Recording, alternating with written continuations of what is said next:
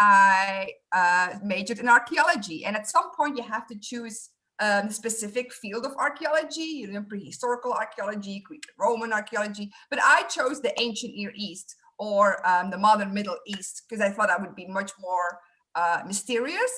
And so I took classes on ancient Mesopotamia, Assyria, all of that. And at one point, there was a professor that I had, the late Ernie Haring, who said, you know, everybody who does Assyriology always learns cuneiform, you know, the writing, but nobody ever does Hebrew and Aramaic, at least from his perspective. Like, we have so many ancient documents and texts written in Aramaic, which is the language that Jesus spoke, but not many scholars in the world who know these languages. And I was like, that's interesting. I'll take note of that. So when I graduated with my master's, I was 22 and I didn't feel really ready to go on the job market. So I was like, I want to continue my education and learn something else. And I now have the archaeology part, but I also want to have the textual part, the linguistics behind it. And so I moved to the University of Leiden in the Netherlands. I moved to Holland. And I started a second bachelor degree in Hebrew and Aramaic languages and cultures, because you can't study that anywhere else but there. And so in those years, I had biblical Hebrew, ancient Hebrew classes, Aramaic, Syriac, which is a dialect of Aramaic, Phoenician. And then we started reading Dead Sea Scrolls. And so this whole new world opened up to me. And I was like, this is so fascinating. I wasn't raised particularly religious, but I was very fascinated by religion my entire life. I was always the one going to like little churches when we would go on holidays. And so I got really enthralled by this whole history of ancient Judaism, early Christianity in the Middle East. And at that time I started becoming a part of an excavation project in Israel, where we excavated an ancient synagogue from the late Roman Byzantine period. And I'm still involved in that project. I'm field director now there.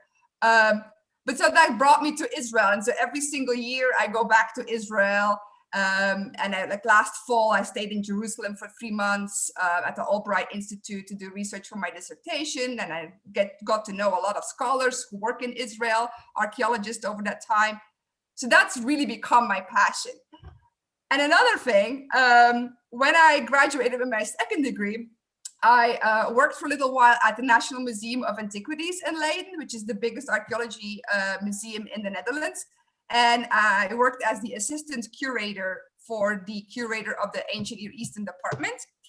And at some point, a camera crew or a production team went to my curator that I was looking for and asked him if he would be interested in joining them to go to Turkey, to Mount Ararat, to look for the lost Ark of Noah.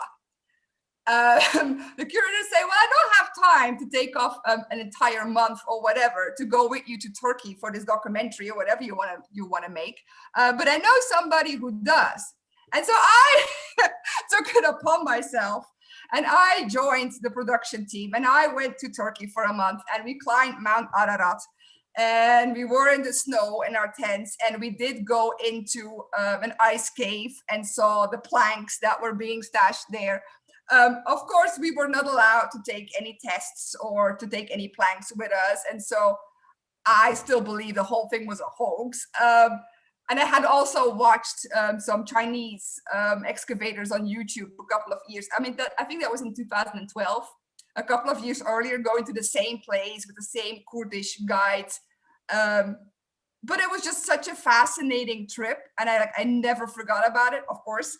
And so anything that has to do with biblical archaeology or the mysteries or the hoaxes or the conspiracy theories have always fascinated me.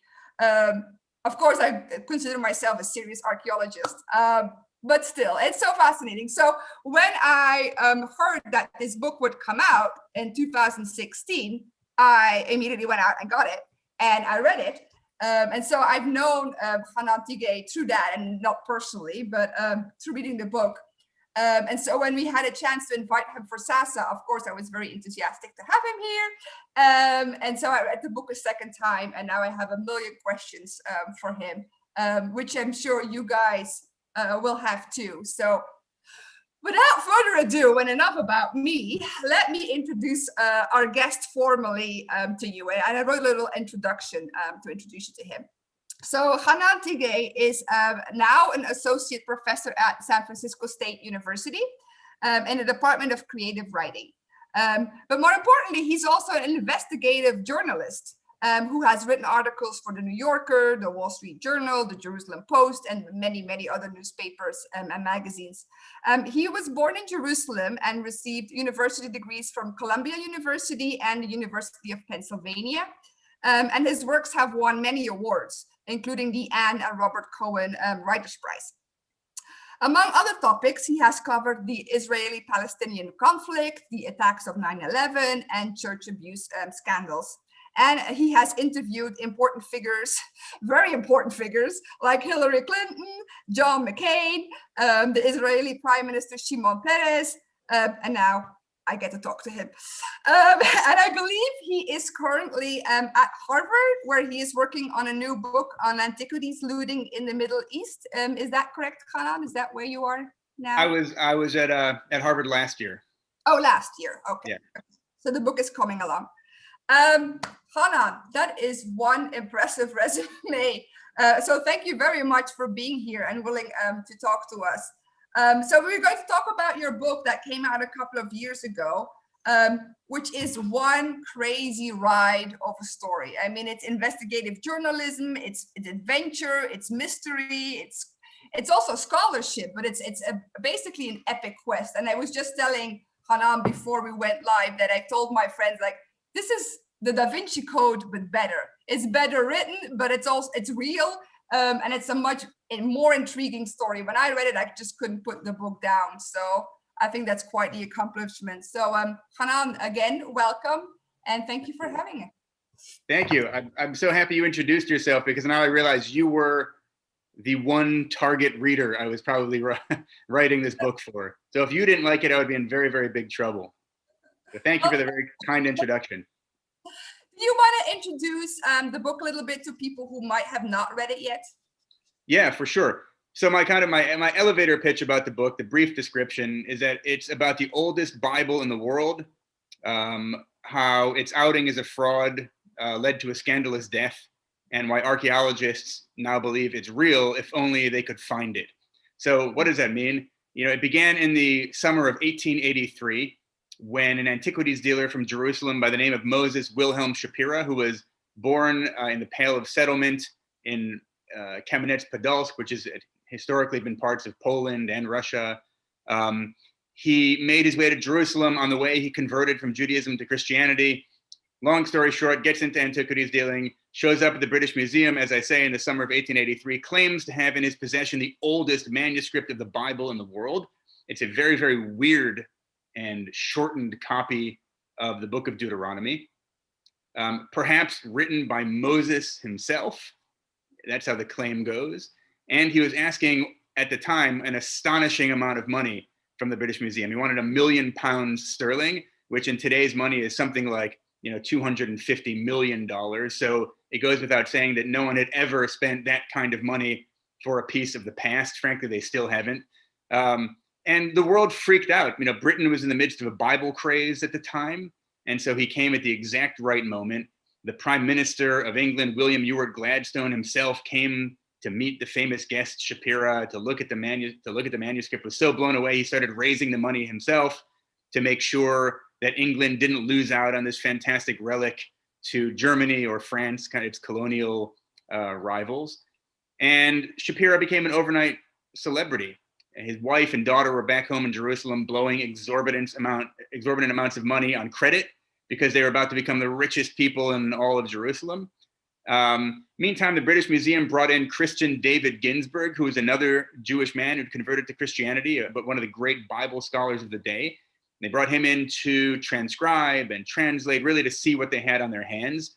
And after about a month working away in the bowels of the British Museum while Shapira was outside being celebrated and wined and dined, Ginsburg came out and said, "Hold your horses.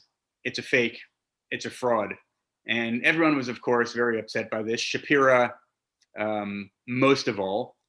And I'm not going to get into too many details because I don't want to give away necessarily too much, but suffice it to say that between the outing of this manuscript as a fraud and decades later, number one, many questions were raised as to whether or not the manuscript was in fact a fraud or whether that was a rush to judgment. Number two, the manuscript mysteriously vanished. Nobody knew what the heck had happened to it. It just sort of, fell off the face of the earth.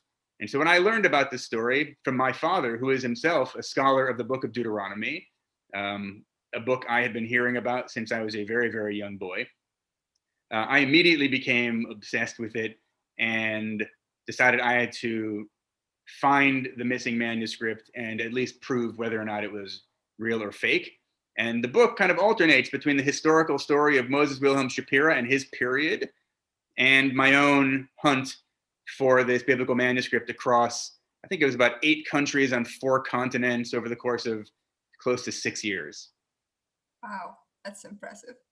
So what made you think that you would be the one to do this? Because you don't have a background in ancient studies, right? So what made you think like, I'm gonna take this on, I'm gonna solve this mystery? Yeah, it's a really good question that I don't have a really good answer for. I should say that, it took a little while, honestly. I heard about this story from my father at a Friday night dinner at my parents' house. And you were talking about, searching for Noah's Ark. This all, in a way, this whole story began because of that sort of thing. I'd just written a series of articles about a team of Chinese evangelicals who recently had announced that they'd discovered Noah's Ark. And as you all certainly know, someone seems to discover Noah's Ark, annually. Right. And of course, this one, within a few days, it became very clear that it was a hoax. What these people had done is they had disassembled an old-looking ship. They had hauled up wooden beams onto the top of Mount Ararat and left them there for a while. And then, months later, came back and said, "Oh my God, look what we found! It must be Noah's Ark." And so, in any case, I'd written a story not only about the supposed discovery and the subsequent debunking, but also because at that time, ASOR and a number of other organizations had banded together to form a committee to publicly fight against this kind of hoax, because they felt that because they were happening so frequently now, they were really undermining the work of archaeologists who were doing serious archaeology. They felt that serious archaeology didn't really get out into the public, but these hoaxes got out there. And so all people saw was hoaxes, and therefore they were going to begin to mistrust everything that archaeologists said. So I was writing about this, and we were sitting down for Friday night dinner, and I mentioned the articles to my father, and then he said, "Hey, you want to hear about a real biblical hoax?" And he began to tell me the story of Moses Wilhelm Shapira, as much as he knew. And I was certainly hooked on it. I cannot say that that night I said, I'm going to spend the next 6 years hunting down this manuscript. It took time. The more I dug, the more fascinated I became, the weirder the story became, the more I suspected that maybe it was actually real. And the more I realized that the only way I thought at the time to determine whether or not it was real or fake was to actually find it. And so I don't think there was ever, it was sort of like the frog slowly boiling in a pot. There was no single moment where I said, I'm the guy who should search this out because only I have the skills to find this. That never happened. And frankly, I don't think it's true. But gradually I became obsessed and drawn in. And at a certain point, what happens with obsession is that you just can't stop. And so that's what really happened with me. Right. So because you traveled around the world, and then you start finding all these other people who have also been doing research on either the life of Shapiro or the document. And so you were clearly not the only one throughout this last century who's been enthralled by this story. That's right. There's a subculture of people who call themselves Shapiro maniacs. And at the beginning of this, of course, I didn't know they existed, but I sort of very quickly became familiar with them.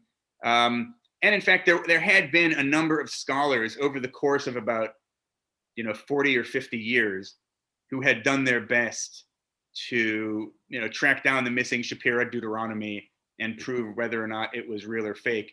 Which, to be honest, that was actually rather daunting to me. Yeah. Because as I realized, Menachem Mansour, big names in the field had tried to do this. I sort of was thinking, who am I, honestly, to think I can do this? That being said, I think sometimes in any field, whether it's ancient studies or something else, breakthroughs often happen when some outsider comes in who doesn't have the received wisdom that everyone within the field has, and you begin to kind of look in different ways, coming at it from different angles, and sometimes that helps out.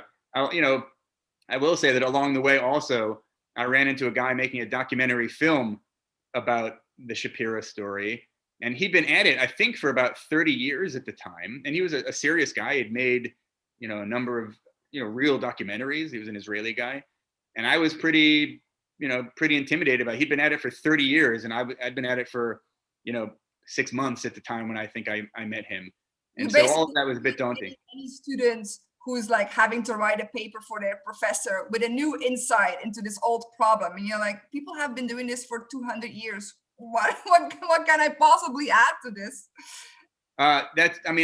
Exactly. But as I said, I think along the way, a couple things happened. One is I became obsessed with it. Two is in the line of writing I do, which is known as sort of creative nonfiction or literary journalism, or there are any number of names. But the way it works on the business side of things is that you don't write the whole book and then sell it to a publisher. You write a book proposal, you sell the proposal to the publisher, they pay you in advance, and then you go off and write the book. And so in the interim, I had sold a book proposal to a publisher. So now they had paid me money. And so frankly, I couldn't stop because I'd have to pay them the money back. And I'd already spent it traveling around the world trying to find the manuscript. Like a very expensive journey. It's like, wow, now he's flying to Australia. And now he's flying to the British Museum. Wow, that must not have been cheap. It was not cheap. But one thing I'll say, if we're trying to sort of encourage students to get into ancient studies or academia more generally, there are people out there, thank God, who believe that this kind of work is important and interesting.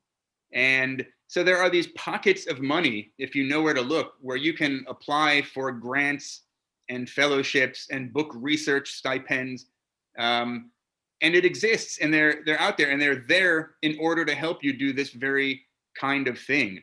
And so it was very expensive, and I did spend a bunch of my own money, but I was also the very lucky beneficiary of support from my own university, from certain awards here and there, and from other organizations that are interested in this sort of thing.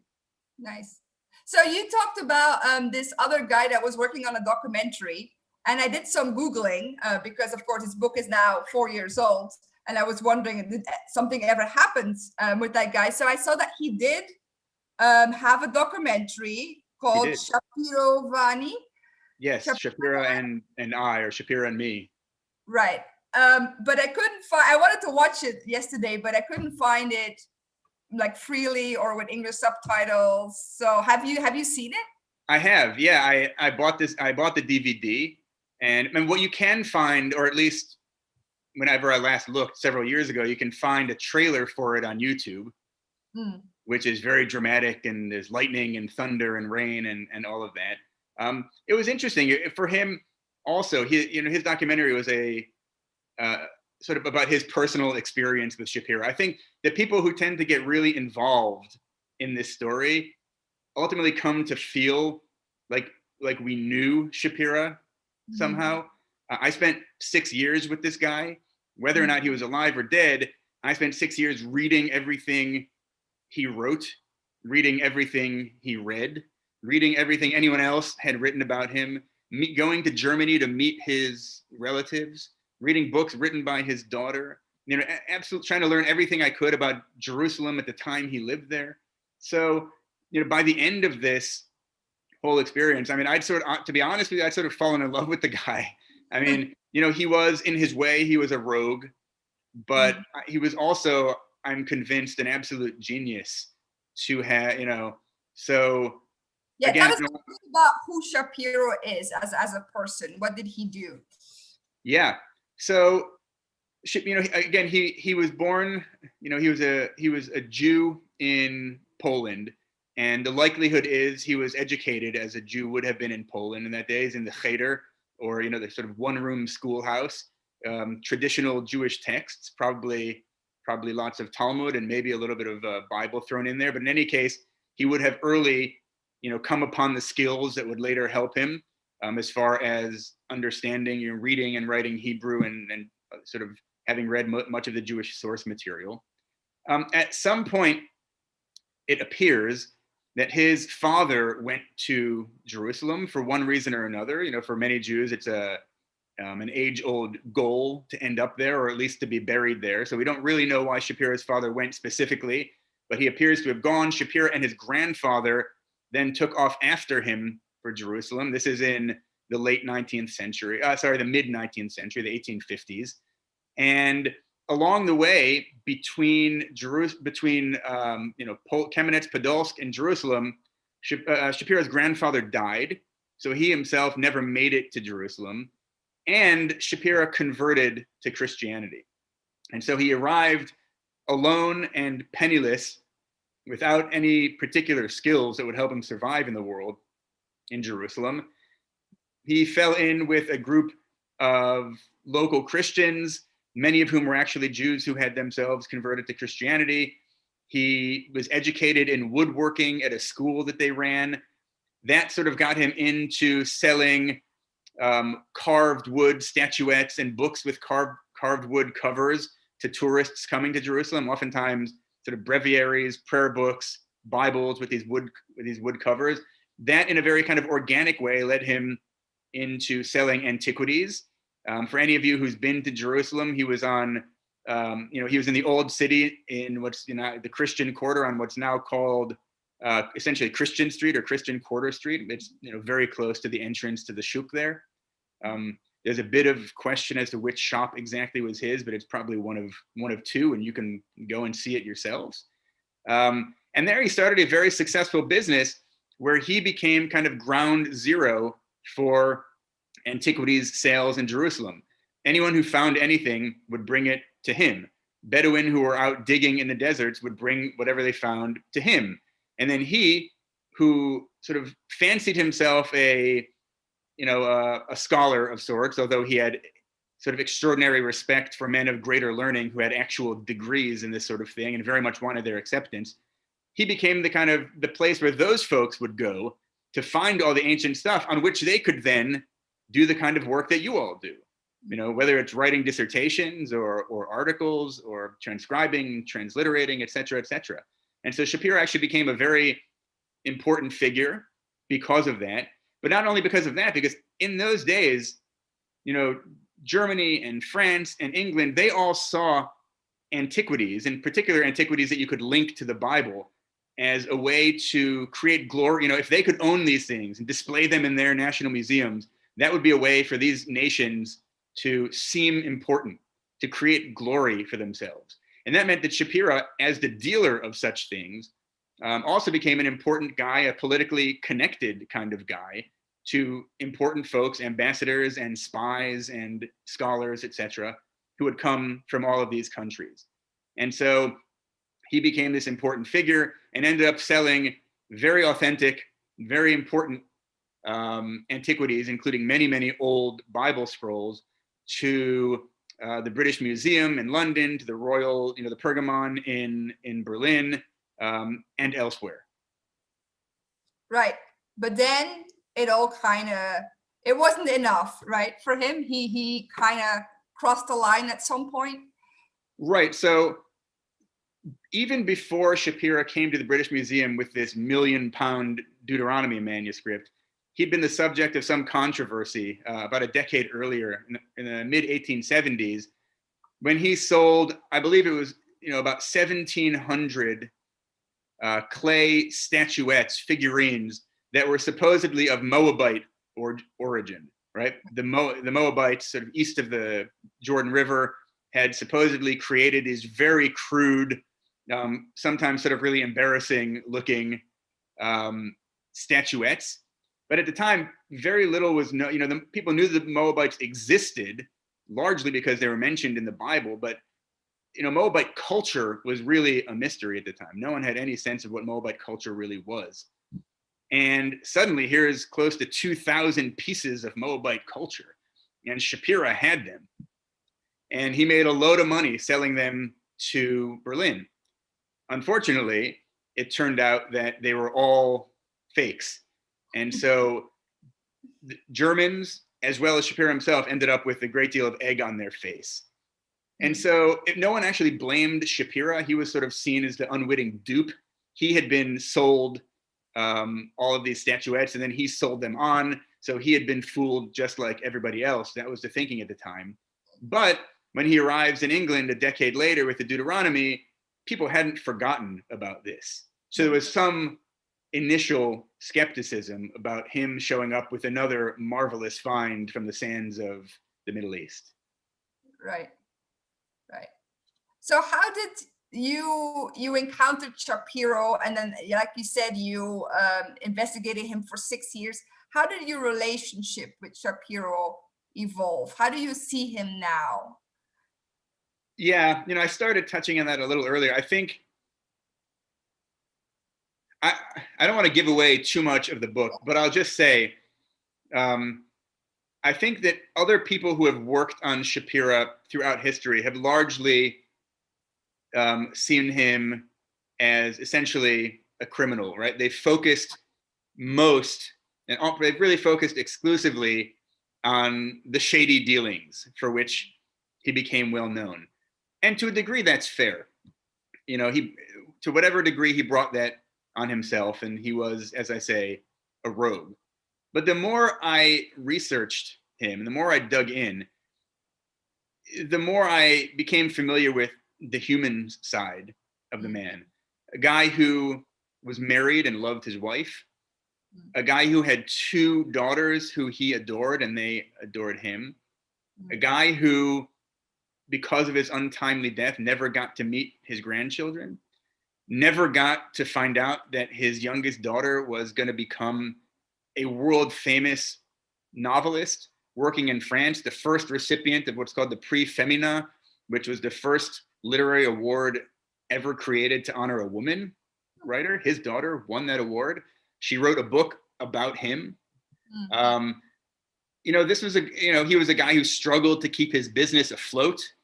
A guy who was very, on the one hand, I think he had a great deal of hubris. On the other hand, as I say, in the presence of men of greater learning, I think he felt lesser than and deeply wanted to be accepted by these people and was willing to go to almost any length to make that happen. So all of this adds up to a very human story. He's not just this guy who became famous for selling what was at the time considered a fraudulent manuscript to a museum and then dying, although that's true. He's also a man. He's also a guy like any one of us who, loved people. But really came across from the way how you described him in the book is how desperate he was for respect and love, basically, acceptance. He was always trying to be friends with the upper class, not so much because he wanted that posh lifestyle, because he wanted to be considered one of them and be taken seriously. And one of the biggest the most painful things that people could have said about him at that time was that he was just a poor Jew from Eastern Europe and he should not be taken seriously. Yes. That was a big insult to him. One of the problems for Shapiro was that he was a Jew who converted to Christianity. Jews in Jerusalem at the time, frankly, almost everywhere, hated, apostates. They did not like Jews who left the religion. And so they dismissed him entirely and would not have anything to do with him. In fact, at the time in Jerusalem, apostates were not allowed to be buried in Jewish cemeteries, for example. But the Christians didn't entirely trust him because of this built-in anti-Semitism.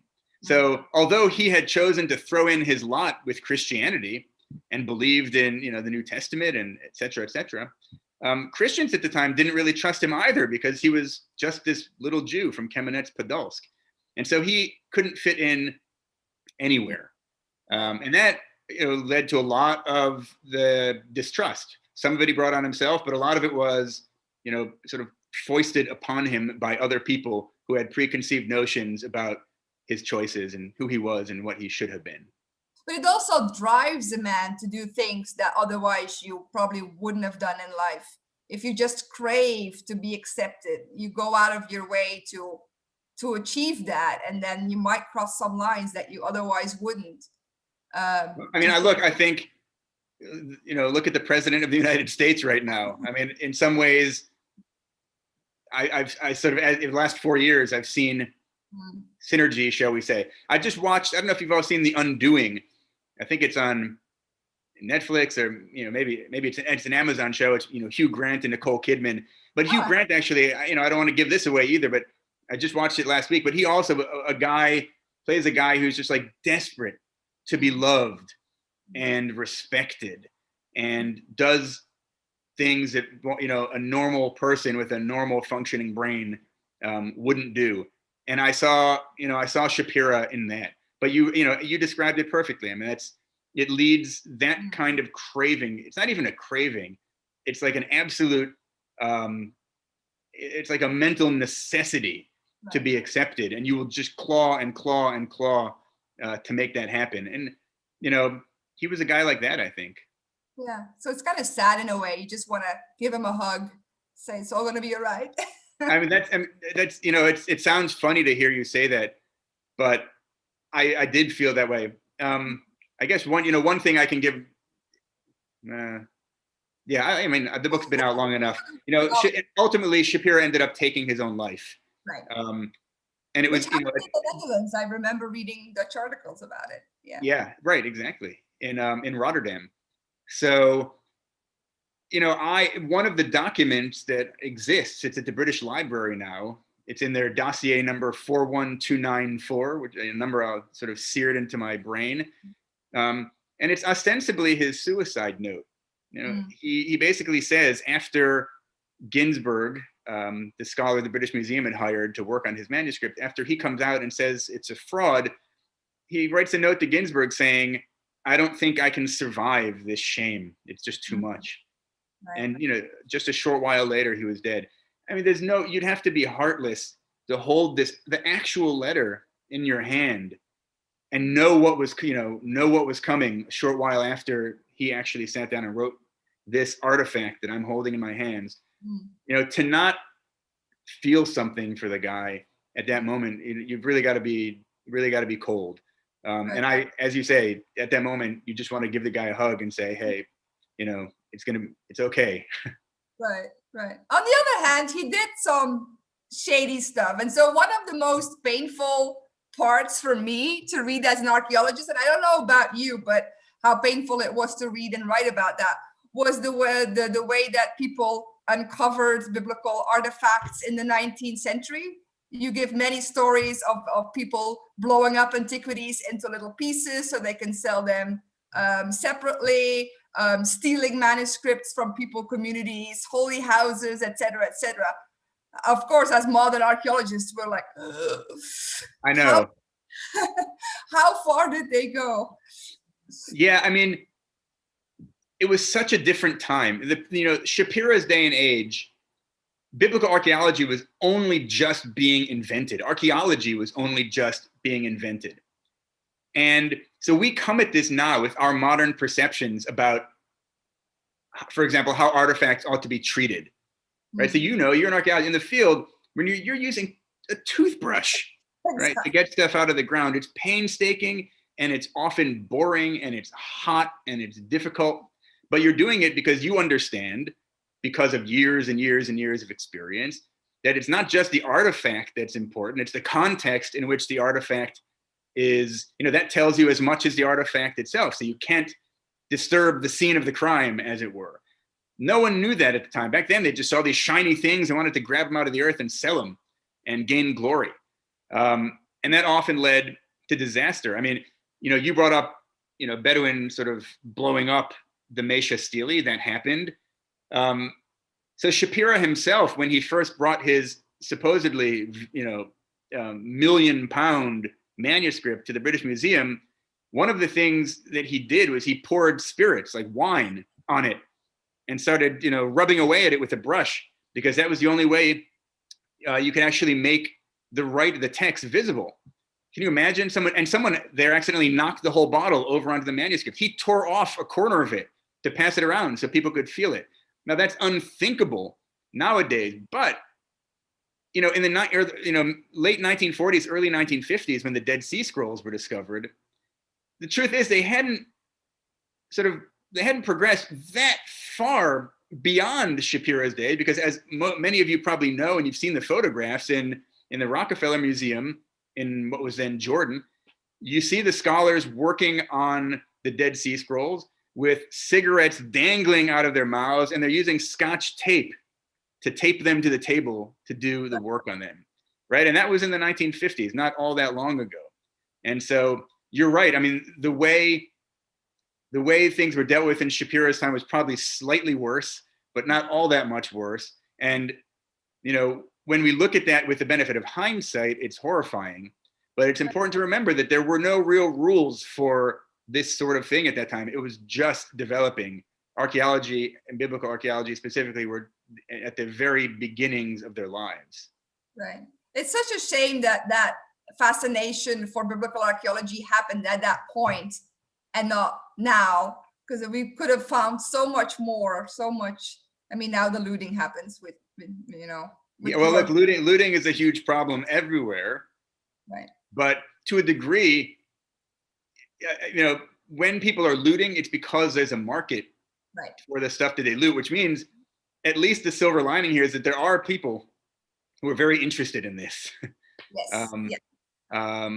That's always what we say in our community, right? Like, we don't like the Indiana Jones movies, and we don't like all of these pseudo archaeology books being written. But it is a way for people to still be interested in our field and then go out and actually go to a lecture, take a class, read other books, etc. So it's I think that's exactly right. I mean, that was one of my concerns writing this book, to be honest with you, was that it, to me, sort of the thing in the back of my mind as I wrote at all times was, this is a mystery, right? I had to remind myself, like, this is a mystery. It's a mystery. That's what I was writing. It was a mystery, but it was a mystery that was based.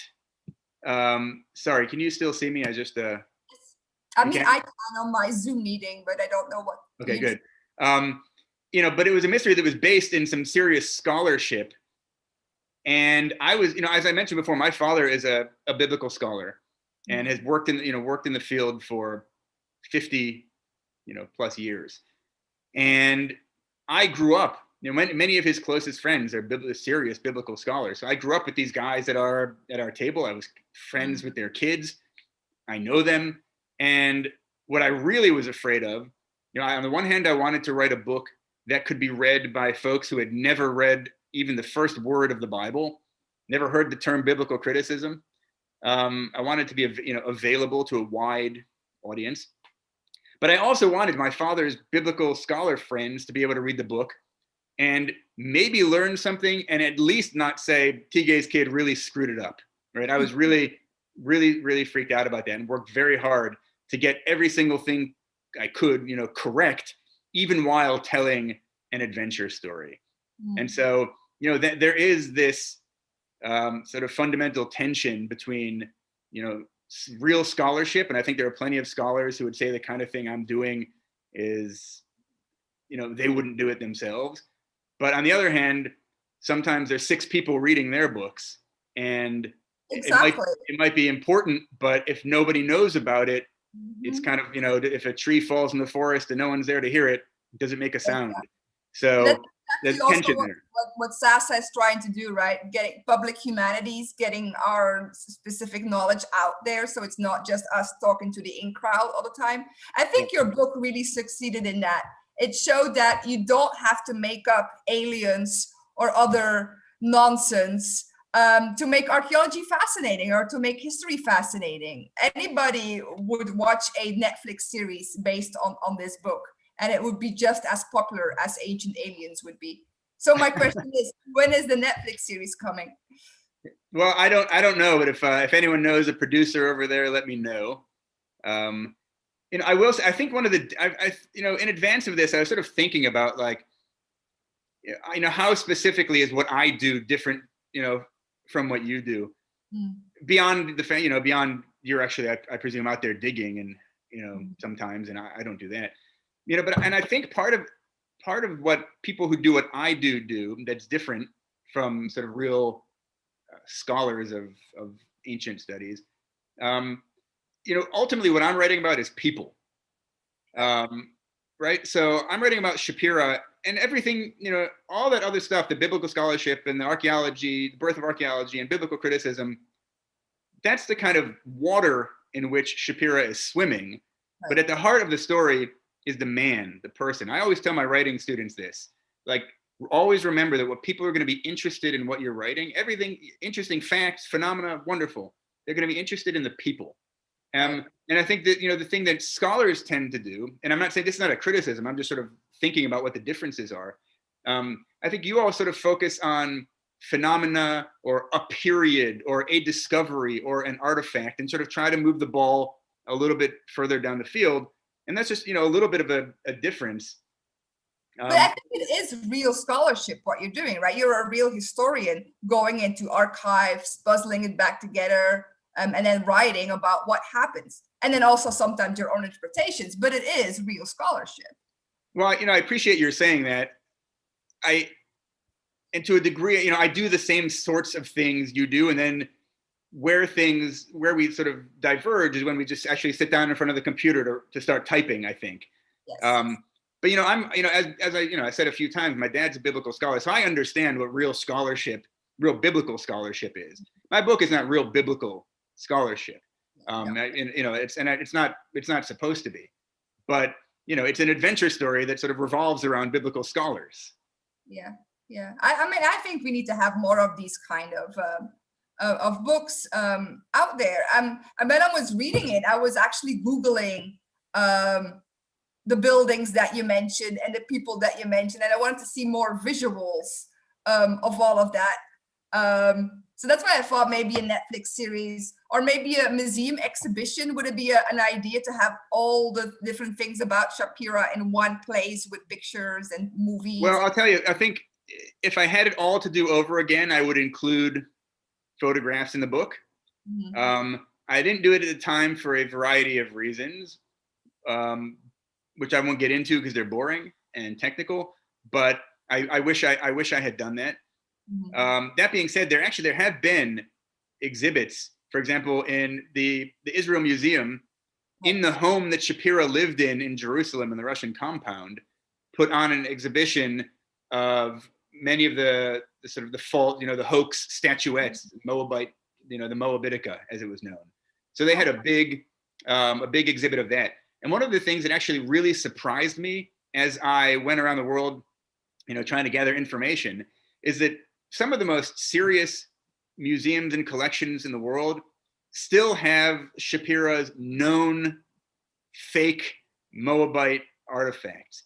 They haven't gotten rid of them. They haven't thrown them. Right? Typically, you find out something's fake and it's, you know, gotten rid of it. It's like embarrassing. But the British Museum, the Pergamon, the Archaeology Museum at Hebrew University, the guy who used to run, you know, the Rockefeller Museum in the entryway to his home in downtown Jerusalem has two fake Shapira heads that he uses as bookends. The Palestine Exploration Fund in a glass case has a display of like 20 different of these Moabitica statues. So I think because of the like wonderful backstory to these pieces, they're still considered important in a way, because they do point to something interesting about the birth of archaeology and biblical archaeology. Also, they're just like fun and interesting. They really kind of get people excited. So I was really surprised that people saved these things and even display them still in some cases. Yeah, Shapira is everywhere in the world. Little pieces of him he would have loved that he has. I always think that he would be so pleased to know that these things were still being displayed and his name was still being uttered all these years later. Yeah. So has this whole journey changed you personally? Because I know that you're, as you said, you know, you grew up in a Jewish environment, so you're religious yourself. You talk about going to synagogue and stuff. Has this journey changed anything about your belief system or your personal opinions?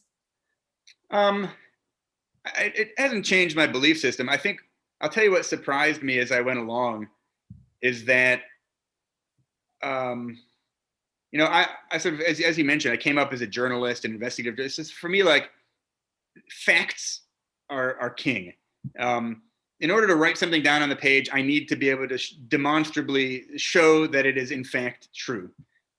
And yet, the more I dug, the more I became convinced that, like, oh my God, I think Shapira's manuscript was authentic. Like, I think it was real. And that really surprised me. I was like, wow, who's this guy, that I'm becoming? And, for a time, the same thing happened to my father, who, if I think I'm fact-based and fact-obsessed, my dad is like 100 times that. He's a scholar. He won't write the word "the" unless he can, like footnote it, And yet along the way, I think he too sort of became convinced that, maybe it wasn't written by Moses himself, okay, but maybe this was in fact some kind of ancient document. You might be familiar with the Samaritan Pentateuch, something along those lines, a different kind of Bible that we're less familiar with. Right, which is exactly. The Peshitta and like the Coptic versions and all of that, yeah. That's exactly right. So that surprised me even more, that at some point, my father, who I'd never heard, once in his life come anywhere near believing in any kind of weird theory, that he too started thinking like, this is really interesting. So again, I don't want to give away the end, but that to me was a very surprising development. I taught for SASA a summer course on the Dead Sea Scrolls, and I will probably do that again next summer, where we take a scroll every week and read the translation of it, and then we talk about it in group. And so you say that this scroll was connected to the Dead Sea Scrolls at some point. Can you say a little bit more about that? Shapira scroll. Yes. Sorry. I mean, that was one of the things that sort of hooked me at the very beginning. Was that Shapira's Deuteronomy seemed, he came. This was in 1883 that he came to England with this manuscript, and Dead Sea Scrolls weren't discovered until 1947, right? So we're talking about 6 decades in between, and no one had ever discovered anything like the Dead Sea Scrolls before that. And so Shapira's discovery was like utterly weird and utterly strange and completely new. And what kind of hooked me initially was the thought, like, these scrolls, if they're authentic, they might be the first Dead Sea Scroll discovered 60 or 70 years before the rest. And even if they're fake, they predict the Dead Sea Scrolls 60 years before they were discovered, which means that whoever created them was some, total like whiz kid, a genius, who was really creative, really knew their stuff biblically, and was able to kind of make certain weird changes to them that on the one hand were sort of titillating to believers and scholars, and on the other hand seemed like maybe they could have been authentic. And so that's the Dead Sea Scroll connection to me, that it either was the first Dead Sea Scroll, right, which is pretty darn cool if you think about it, because Shapira said that the Bedouin told him they found this scroll in a cave close to the Dead Sea. So of course you think, well, he found one of the first Dead Sea Scrolls. It's not. That was the thing when, when in the late 1940s and early 50s, when sort of the Dead Sea Scrolls became really well known in the world, some scholars who had, if not themselves been alive in 1883, had sort of come of age, not too long after that. And this idea that these, biblical manuscripts written on leather, discovered by wandering Bedouin in caves near the Dead Sea, full of variant readings from the traditional text. They heard this story in 1947, 48, the 50s, and they thought, that sounds exactly like this guy Shapira, who everyone had sort of forgotten about in the intervening years. And so that's why people initially started going back and trying to see if they could prove whether or not Shapira's manuscript was in fact the first Dead Sea Scroll. They heard about it. In the 50s, people were picking the story back up and doing research on it again. Yeah, exactly. They felt like, whoa, if this is the first Dead Sea Scroll, we need to see exactly what was in it. But the problem was, that's when they discovered that Shapira's scroll had mysteriously vanished. Right. None of them could actually find it. And that, of course, if you're a writer, is very, very attractive material. Suddenly you've got a mystery on your hands. Yeah. So the book has been out for 4 years now. What is the influence it has had, or any, the reaction of the people, the scholarly community and the non-scholarly community? I mean, non-scholarly community, I can only sort of read the reviews in newspapers and on Amazon occasionally. But in the scholarly community, I honestly, the most, when I first wrote the book, I thought like the most gratifying thing is going to be if I get a great review from the Wall Street Journal or the Christian Science Monitor or whatever.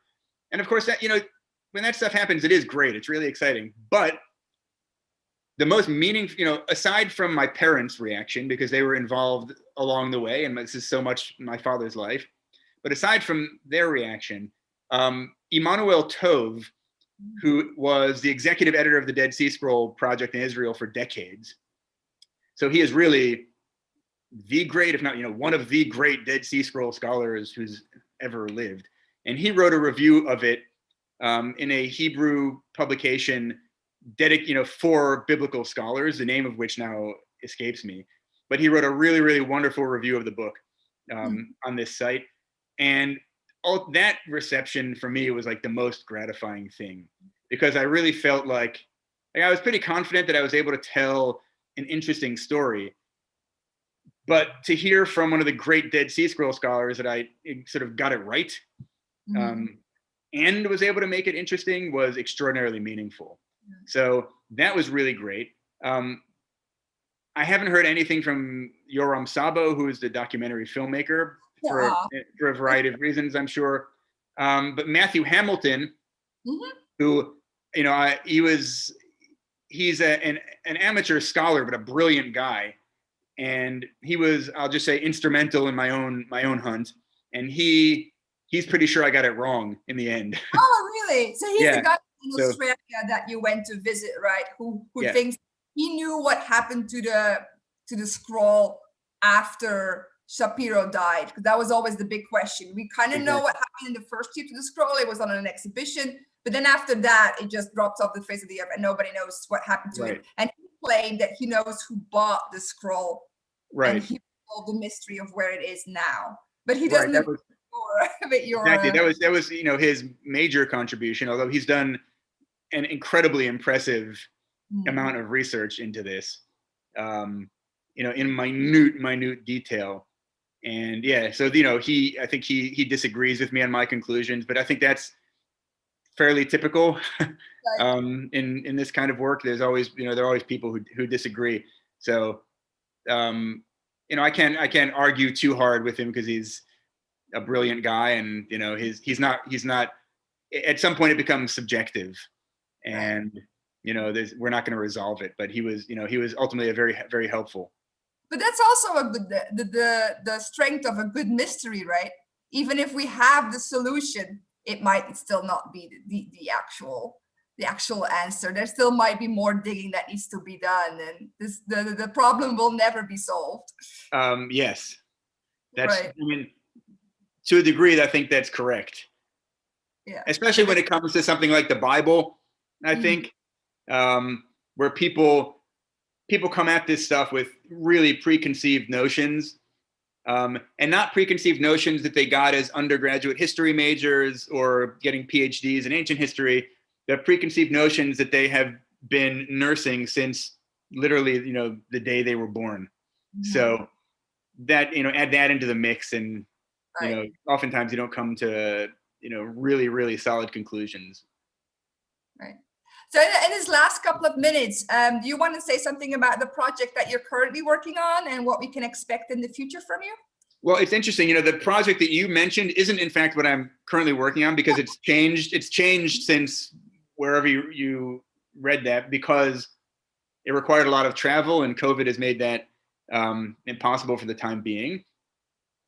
So while I was sort of quarantining at home, maybe some of the story about the Museum of the Bible. Oh God, yes. Right. I have also been giving lectures for SASA on the Museum of the Bible, and it's very problematic. Then we should talk after this for sure. So for anyone who doesn't know, the Museum of the Bible in It's like 3 blocks from the U.S. Capitol in Washington, D.C. And it's this glitzy, beautiful new facility about the history of the Bible. And it's run by the Green family, who are the billionaire founders of Hobby Lobby, this craft store chain. And they're also evangelicals and have been sort of lovers of the Bible for, I presume, many, many decades. The centerpiece of the museum was depending how you count them, 16 fragments of the Dead Sea Scrolls, which, to make a long story short, turn out to have been forged. Now, as that became the big story in the news, what is less reported is that there are a large number of other organizations that also bought fragments of the Dead Sea Scrolls, all sort of starting after 2002, all related in one way or another. Turns out to have been this sort of international conspiracy to forge Dead Sea Scrolls. And so then my next book is actually about this Dead Sea Scroll forgery. So in many ways, it's like a sequel to the first one. And, I had sort of vowed not to do this again. But as I said before, obsession is the kind of thing you don't control exactly. And turns out this is what I'm interested in. So. And we need you, Chanan. The world needs books like this. I appreciate you saying that. Thank you. You could tell my mother-in-law. That'd be great. No, I'm kidding. Well, thank you so much for being here. We are out of time, but this has been very pleasant. It's great. I really appreciate the invitation. Thank you for the wonderful questions. And do keep in touch about the Museum of the Bible. I'm interested to hear what you've learned. And also, please let David Danzig know, who couldn't be here today, that I appreciate very much his invitation. Will do. Thank you. Right. And this is the end of our hour. Thank you, everybody, for being here. We have many more live events and other activities planned for December and then 2021. So please subscribe to our newsletter if you want to be kept up to date on all of that, and follow us on social media. And we will see each other soon. Bye. Bye-bye. Thanks, everyone. Take care.